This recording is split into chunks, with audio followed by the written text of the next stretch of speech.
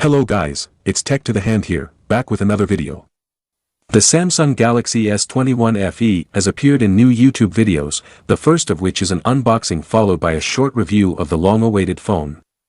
However, rather than a usual suspect such as Lewis Hilsenteger or MKBHD, the vlogger in question is the Redditor UnknownWon.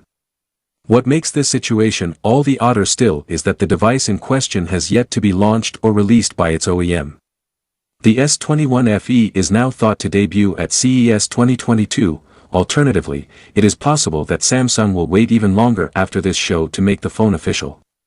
Despite this, UnknownWon claims to have been able to buy a unit, shipped to the user's South African home, through a mostly retail channel. The Redditor has posted videos and photos as proof of owning this phone, which may confirm, for a start, that the S21 FE comes in power brickless packaging. It is shown in its rumored olive colorway, and is depicted as having flattened edges as well as a flat display.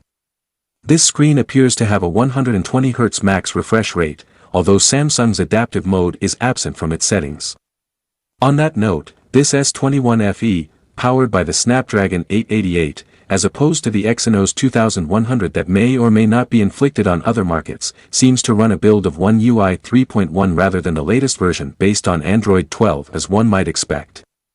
The Redditor also now seems to be in a position to prove that the S21 FE will ship with the same rear cameras as its well-received predecessor, meaning that a telephoto lens with 3x optical zoom may be on the way back in this generation. Finally, the S21 FE is now described as having a 4,500 mAh battery with fast charging, a spec that often translates to 25W in Samsung. The phone may have a rear panel made of soft touch plastic, yet UnknownWon also observed that the 6GB RAM device felt lighter, yet more premium, than a Poco X3. That's all for now guys, please leave a like or a comment and subscribe for more content like this.